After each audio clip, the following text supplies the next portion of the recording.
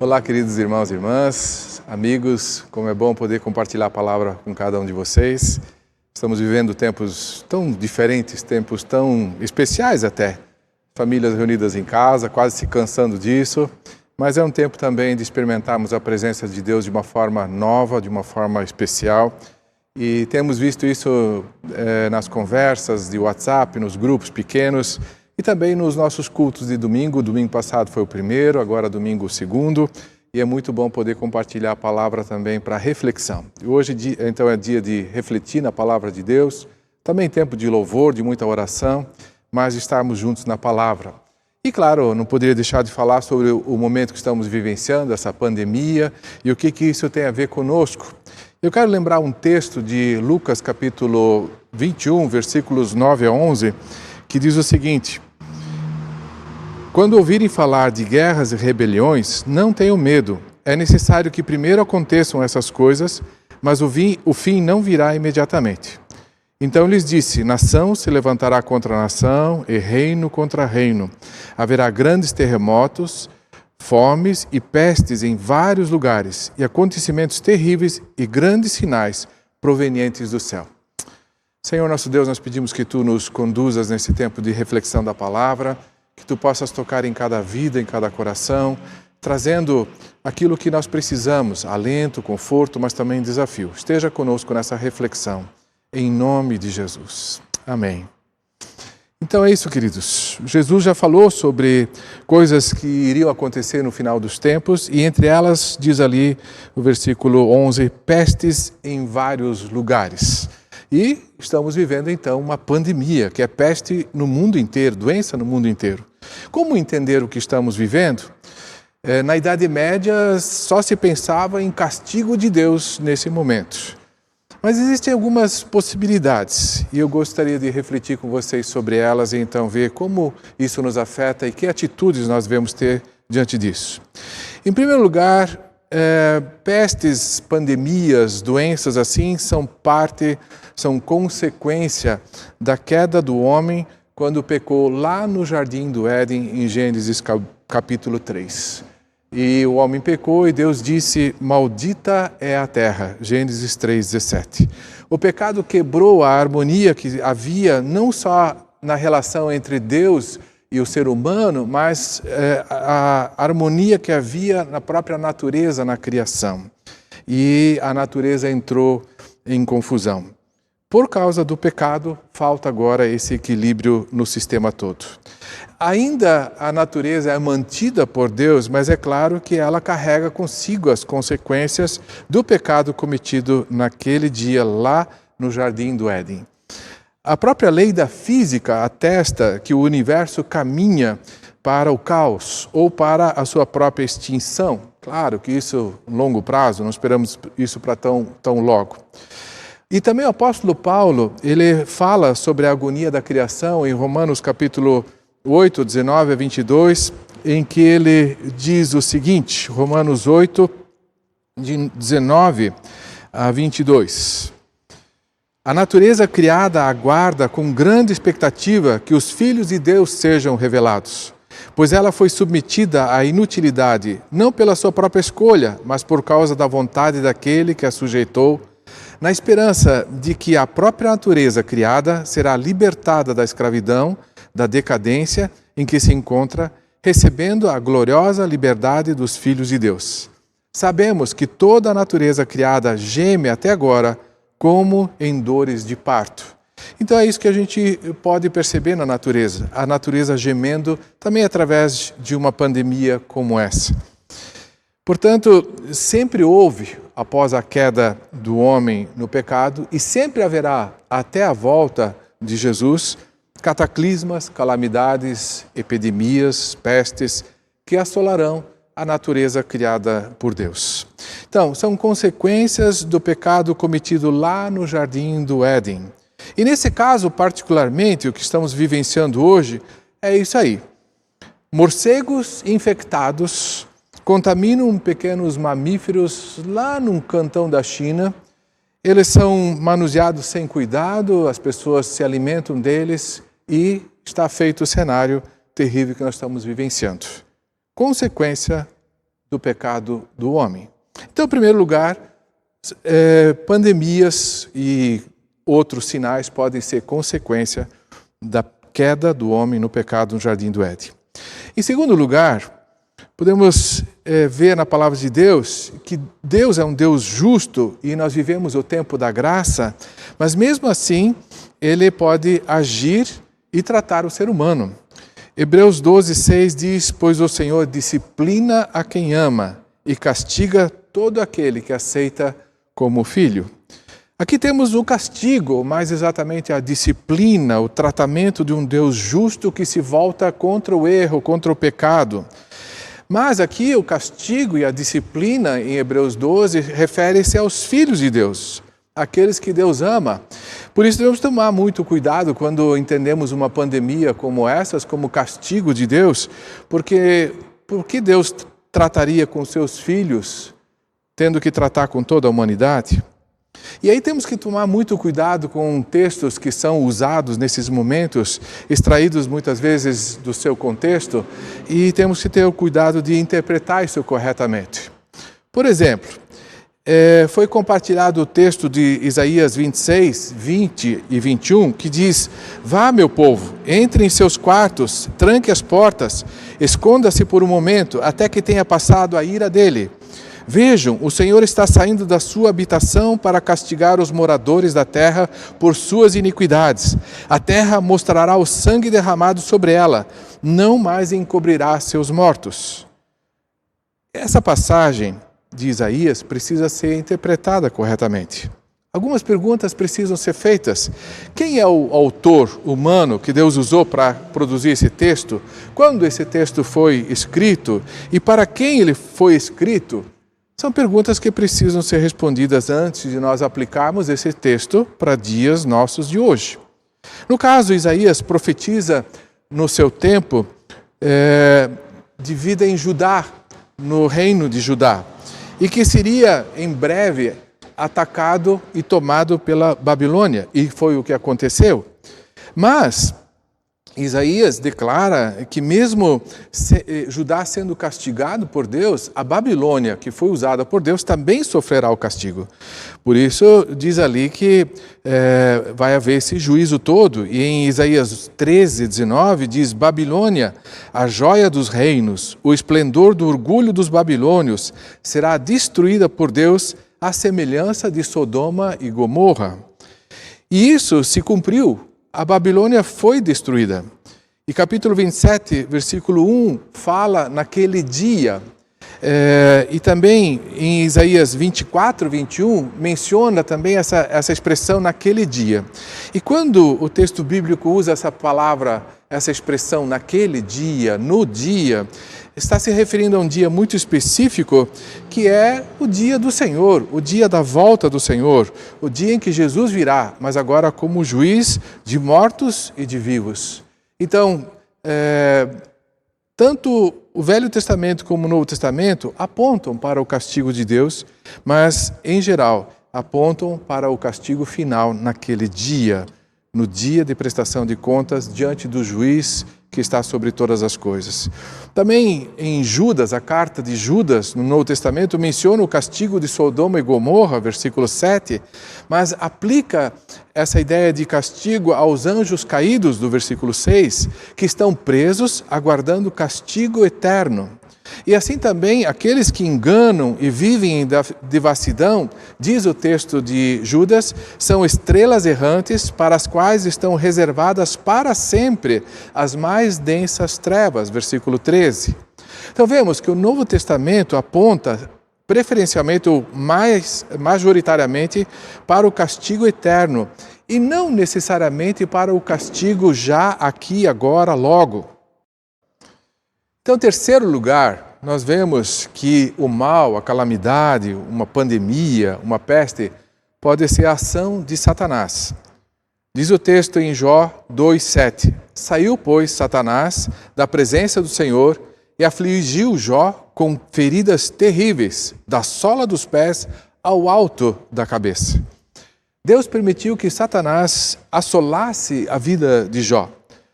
Sabemos do poder de Satanás, sabemos que ele continua atuando também nos dias de hoje e com muito poder. Claro, sabemos também que o Senhor é soberano, que nada foge do seu controle, que Jesus venceu o inimigo na cruz, mas sabemos que o inimigo é real e que anda ao nosso redor, como diz o apóstolo Pedro, como leão procurando quem possa devorar. 1 Pedro 5,8. Além disso, também no Apocalipse, o dragão e a besta são mostrados como seres com grande poder para realizar sinais e grandes prodígios. Então, pode sim também ser uma ação de Satanás. Então, em quarto lugar, podemos entender uma pandemia como essas também como um sinal da certeza da volta de Jesus. Não necessariamente, não especificamente a época exata, mas a certeza de que Jesus voltará. Voltando ao nosso texto de Lucas 21, 9 a 11, quero ler esses versículos de novo para lembrarmos bem o que Jesus falou. Quando ouvirem falar de guerras e rebeliões, não tenham medo. É necessário que primeiro aconteçam essas coisas, mas o fim não virá imediatamente. Então lhes disse, nação se levantará contra nação e reino contra reino. Haverá grandes terremotos, fomes e pestes em vários lugares, e acontecimentos terríveis e grandes sinais provenientes do céu. Mas os sinais dos tempos não são coisas reservadas só para o fim. No fim, os sinais deverão aumentar grandemente, mas em todas as épocas, os homens devem estar atentos para entender o que Deus está fazendo no mundo. Portanto, os sinais dos tempos são indicações divinas para que a vinda de Jesus não nos pegue de surpresa. Quem diz isso é Leandro Antônio de Lima, no livro Razão da Esperança. Jesus mesmo fala que os sinais não indicam necessariamente o fim imediato. Ele diz, o fim não virá imediatamente, no versículo 9 que acabamos de ler. Claro que levando em consideração outras passagens, especialmente no Apocalipse, sabemos que a intensidade será maior quanto mais próxima for a vinda e a volta de Cristo. Mas como avaliar isso?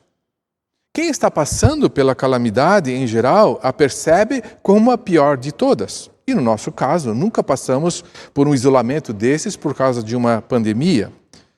Mas não podemos nos esquecer que pandemia já houve antes.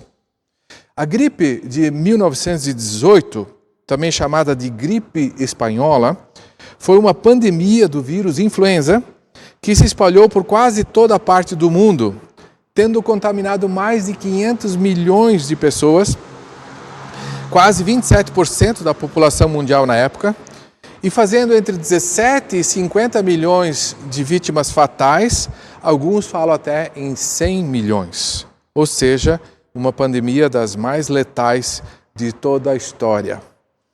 A peste negra, ou morte negra, da Idade Média, na época de 1350, por aí, é conhecida como uma das mais devastadoras pandemias de toda a história humana, que resultou na morte de 75 a 200 milhões de pessoas na Europa e na Ásia. Somente no continente europeu, estima-se que tenha vitimado pelo menos 1/3 da população em geral. E em 1527, ressurgiu a peste negra na própria cidade de Lutero, Wittenberg, e em cidades vizinhas. Temos textos escritos, mensagens de Lutero, de como enfrentar também uma pandemia, porque ele mesmo passou por isso na época da Reforma. E entre os séculos XIV e XVIII, ocorreram nada menos que 10 pandemias. Ou seja, um tempo terrível. Os cristãos dessas épocas, sem dúvida, devem ter pensado que tinha chegado o fim. E agora temos motivo para achar que o fim chegou também, é claro. Nunca antes se viu algo assim, uma pandemia que em poucos meses alcançou praticamente o mundo todo. Ainda não sabemos os efeitos, mas o medo é grande. Claro que com os recursos da ciência, da comunicação instantânea, da cooperação entre as nações, esses efeitos serão minimizados se comparados à peste negra ou à gripe espanhola. Sinais, portanto, apontam para o destino, para o alvo, para o fim. Então, qual é o nosso destino? Qual é o nosso alvo? Quando fazemos uma viagem, principalmente quando uma viagem mais longa, como é bom ver quando encontramos uma placa que nos indica o caminho. Claro, nesse tempo de GPS, de Waze, a gente já fica mais tranquilo, mas como a gente fica perdido quando não tem o sinal? Mas uma placa indicativa traz conforto, segurança, porque nos diz que estamos na direção certa e em que ponto estamos. Então, o que estamos vivenciando em nossos dias é sem dúvida uma placa gigante colocada por Deus, mostrando-nos que o tempo do fim está mais próximo. Por isso, vamos continuar firmes, porque quem perseverar até o fim, esse será salvo, disse Jesus. E ainda uma quinta maneira de entender uma pandemia como essas é entendê-la como uma oportunidade para as pessoas voltarem-se a Deus. C.S. Lewis disse: o sofrimento é o megafone de Deus para um mundo ensurdecido. O sofrimento é o megafone de Deus para um mundo ensurdecido. Deus está no controle de todas as coisas e mesmo uma pandemia como a que estamos vivenciando tem um propósito. Deus usa essa situação para atrair as pessoas para si. Pessoas que talvez de outra forma não se voltariam a Deus, agora estão se voltando para Deus. Vi um vídeo interessante de uma moradora num condomínio na Espanha que disse que as pessoas são muito fechadas. Mas ela então se empolgou e cantou uma canção de louvor a Deus, da grandeza de Deus, a plenos pulmões, com toda a voz, com toda a força de sua voz, e esperou que ia dar. E pouco tempo depois ela foi muito aplaudida, as pessoas se alegrando em ver algo que antes não era aceito. Então é isso que acontece, pessoas se aproximam de Deus, pessoas então se arrependem dos seus pecados, pessoas se convertem, pessoas vêm a Deus. Não que tenha sido um castigo, mas Deus usou essa situação para chamar a atenção das pessoas. Jó sofreu também, não por culpa dele. Deus permitiu que Satanás o afligisse, não para castigá-lo, mas usou a situação para tratá-lo. E no fim Jó diz: antes eu te conhecia de ouvir falar, mas agora de te ver. Então, uma situação como essas é uma oportunidade para as pessoas se chegarem a Deus. Então vimos isso, queridos, né? A pandemia pode ser entendida como uma consequência natural do pecado, pode ser entendida também como um castigo de Deus, mas devemos tomar muito cuidado quando avaliamos por ali. Pode ser entendido também como uma ação de Satanás, porque ele continua ativo ainda e poderoso, mas, claro, Deus sempre no controle. Pode ser entendido, isso eu acho que é muito claro, como um sinal que aponta para a certeza da volta de Jesus, não sabemos quando, mas da certeza da volta. E, enfim, são uma oportunidade para as pessoas se voltarem a Deus. Diante disso, qual é a nossa atitude? O que nós devemos fazer em meio a uma situação dessas? Como podemos reagir, como podemos agir nessa situação em meio a essa incerteza, essa dúvida e tantas coisas que nos surgem? Em primeiro lugar, quero apontar para a confiança total em Deus, o soberano Senhor. Confiança total em Deus. Ele é o Senhor da história com H maiúsculo. Um autor, Roekema, diz no livro A Bíblia e o Futuro o seguinte: no cristianismo, vemos a história como o cumprimento do propósito de Deus e como se movendo em direção a um alvo. Para os escritores da Bíblia, a história não é uma série de ciclos repetitivos sem sentido, mas um veículo por meio do qual Deus realiza seus propósitos para o homem e para o universo. A história não é uma série de ciclos repetitivos sem sentido, mas um veículo por meio do qual Deus realiza seus propósitos. Então, como vemos, uma pandemia como a que estamos vivendo é sem dúvida um dos sinais anunciados por Jesus. Se Jesus anunciou e agora está acontecendo, sabemos que Ele controla o desenrolar da história. Ele tem o tempo em suas mãos. Jesus Cristo é o mesmo ontem, hoje e para sempre. Hebreus 13:8. Tudo por aí está sendo cancelado nesses dias, mas Deus não cancelou e não cancelará sua promessa de cuidar de nós. Jesus disse: eu estarei sempre com vocês até o fim dos tempos. Mateus 28:20. E Jesus disse em sua mensagem sobre o fim dos tempos: contudo, nenhum fio de cabelo da cabeça de vocês se perderá. Lucas 21:18. E ele diz também: então se verá o Filho do Homem vindo numa nuvem com poder e grande glória. Lucas 21:27. E ainda também disse: o céu e a terra passarão, mas as minhas palavras não passarão. Lucas 21:33. Portanto, confiança no Senhor. Ele é o Senhor da história. Em segundo lugar, a atitude que temos que ter é o desejo de dar testemunho. Como já vimos anteriormente ou acima, é uma oportunidade para as pessoas se voltarem a Deus. Então é uma oportunidade para nós darmos o testemunho às pessoas. As pessoas estão mais sensíveis. Claro, também tem pessoas que se rebelam contra Deus nesse momento. E Jesus mesmo disse que no final dos tempos haveria perseguição. Então tem pessoas que ficam mais duras contra Deus numa situação assim. Seja com mais abertura das pessoas, seja em meio à perseguição, Jesus disse que esse tempo será para vocês uma oportunidade de dar testemunho. Lucas 21:13. Em terceiro lugar, a atitude que temos que ter é perseverar até o fim. Como sinal, essa pandemia nos avisa para continuarmos firmes, não desistir. O medo, a incerteza, ou então a própria dor que pode vir, tentam nos abalar. Mas, pelo contrário, é hora de firmar-se ainda mais no caminho do Senhor. Pois Jesus disse: é perseverando que vocês obterão a vida. Lucas 21:19. Diz também: estejam sempre atentos e orem para que vocês possam escapar de tudo o que está para acontecer e estar de pé diante do Filho do Homem. Lucas 21:36. Esse tempo é um tempo de chamado à perseverança.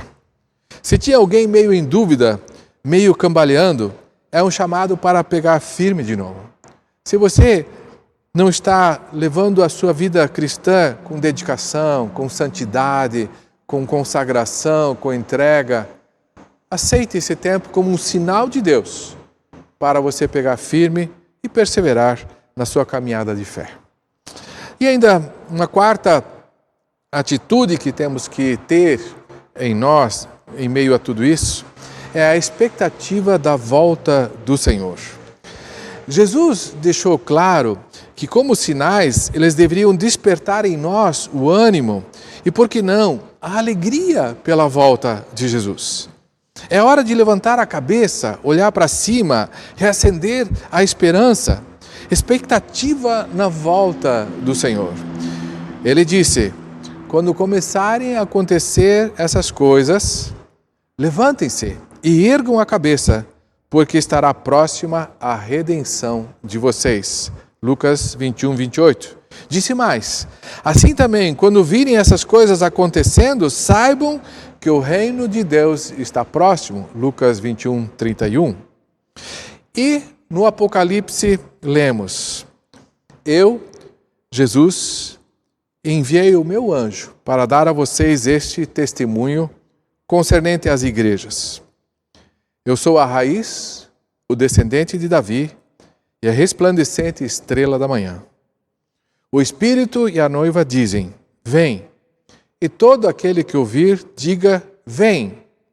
Quem tiver sede, venha. E quem quiser, beba de graça da água da vida. Aquele que dá testemunho destas coisas diz: sim, venho em breve. Amém. Vem, Senhor Jesus. A graça do Senhor Jesus seja com todos. Amém. Apocalipse 22, 16 a 21. Com essas palavras, quero animar a todos a continuarmos firmes na nossa caminhada de fé. Quero animar a todos a continuarmos em oração constante pelos nossos irmãos e irmãs, pelos nossos semelhantes, aqueles que estão ao nosso redor. Orar também para que Deus nos capacite e nos oriente em como nós podemos ajudar pessoas que estão precisando, assim como estamos fazendo agora como o Blue, cedendo nossas instalações para servir de abrigo para moradores de rua nesse tempo especial. Então, já está começando esse mover, precisamos orar por isso e que através disso a gente possa ser um testemunho. Enfim, continuar firmes na nossa caminhada. Deus abençoe a todos. Amém.